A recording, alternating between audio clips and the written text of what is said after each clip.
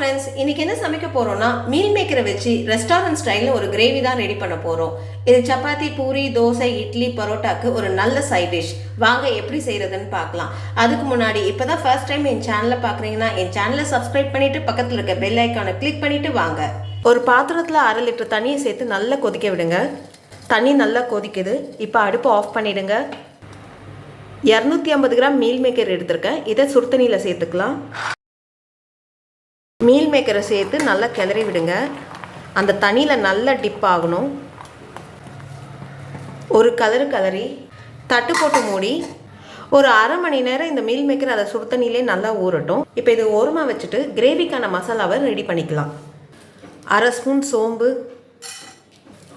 1/2 spoon சீரகம், 1 spoon மிளகு, 4 கிராம்பு, 2 சின்ன துண்டு பட்டை, 1 ஸ்டார் பூ, 2 ஏலக்காய், கொஞ்சம் கல்பாசி, 1 டேபிள் ஸ்பூன் தனியா, 3 காஷ்மீரி மிளகாய், 6 வரமிளகாய்.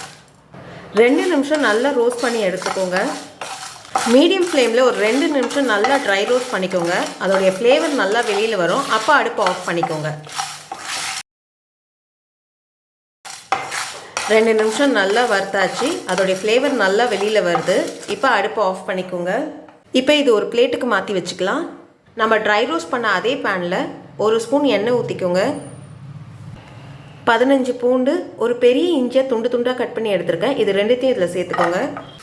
2 பெரிய வெங்காயத்தை ரஃபாக கட் பண்ணி வச்சுருக்கேன். இதையும் பேனில் சேர்த்துக்கோங்க. 5 முழு முந்திரியை உடச்சி எடுத்திருக்கேன். இதையும் இதில் சேர்த்துக்கலாம். முந்திரி ஆப்ஷனல் தான், உங்களுக்கு தேவைப்பட்டால் சேர்த்துக்கோங்க. எல்லாத்தையும் சேர்த்து நல்லா வதக்கிக்கோங்க. வெங்காயம் கண்ணாடி மாதிரி மாறும் தெரியுங்களா, அந்த அளவுக்கு வதக்கி விட்டால் போதும். வெங்காயம் நல்லா சாஃப்டாக ஆகிற அளவுக்கு வதக்கி விட்டாச்சு. இப்போது 2 பெரிய சைஸ் தக்காளியை ரஃபாக கட் பண்ணி எடுத்திருக்கேன். இதையும் இதில் சேர்த்துக்கலாம். தக்காளி சேர்த்து நல்லா கிளறி விடுங்க. தக்காளி சேர்த்து ஒரு 2 நிமிஷம் நல்லா இந்த எண்ணெயில் வதக்கி விட்டால் போதும். அதுலேயே தக்காளி நல்லா சாஃப்டாகிடும். தக்காளி போட்டு 2 நிமிஷம் நல்லா வதக்கி விட்டாச்சு. இப்போ அடுப்பு ஆஃப் பண்ணிவிடுங்க. இப்போ இது நல்லா ஆறட்டும். நம்ம வதக்குனது ஆறுறதுக்குள்ளே நம்ம சுடுதண்ணியில் ஊற வச்ச மீன் மேக்கரை நல்லா பிழிஞ்சு எடுத்துக்கலாம். நல்லா ஆறிடுச்சு. மீன் மேக்கர் நல்லா ஊறியும் இருக்குது பாருங்கள். இப்போது மீன் மேக்கர் எடுத்து நல்லா பிழிஞ்சு தண்ணி ஒட்ட பிழிஞ்சு நம்ம ஒரு பவுலில் போட்டுக்கலாம்.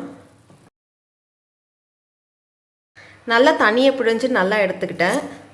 எந்த அளவுக்கு நல்லா சாஃப்டாக வெந்திருக்கு பாருங்கள். இப்போ இது ஒரு ஓரமாக வச்சிடலாம்.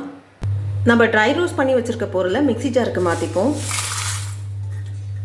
இப்போ இது ஒரு நல்ல பவுடராக அரைச்சி எடுத்துக்கலாம். நல்ல பவுடராக அரைச்சி எடுத்தாச்சு. இப்போ இது ஒரு கிண்ணத்துக்கு மாற்றிக்கோங்க. இப்போ நம்ம வதக்கி வச்சுருக்க வெங்காய தக்காளியை மிக்ஸி ஜாருக்கு மாற்றிப்போம்.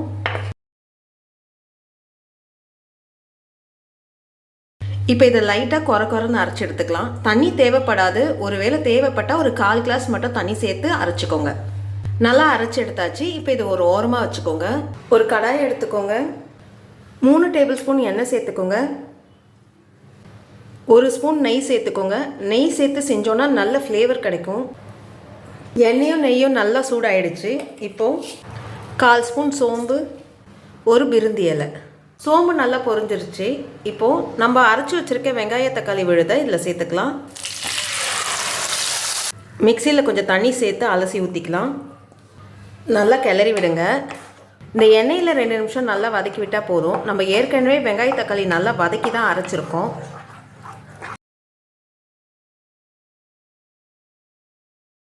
ரெண்டு நிமிஷம் இந்த எண்ணெயில் நல்லா வதக்கி விட்டாச்சு. இப்போது 1/4 ஸ்பூன் மஞ்சள் பொடி, நம்ம அரைச்சி வச்சுருக்க மசாலா பவுடர், தேவைக்கேற்ப உப்பு, கொஞ்சம் கருவேப்பிலை, எல்லாத்தையும் சேர்த்து நல்லா கிளறி விடுங்க.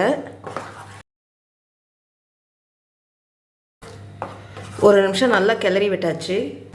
1 டேபிள் ஸ்பூன் ஃப்ரெஷ்ஷான தயிரை சேர்த்துக்கோங்க. தயிர் சேர்த்து நல்லா கிளறி விடுங்க. தயிர் சேர்த்து நல்லா கிளறி விட்டாச்சு. நம்ம எடுத்து வச்சுருக்க மீல் மேக்கரை இதில் சேர்த்துக்கலாம். மீல் மேக்கர் சேர்த்து நல்லா கிளறி விடுங்க. அந்த மசாலாவோட நல்லா அந்த மீல் மேக்கரை கிளறி விடணும்.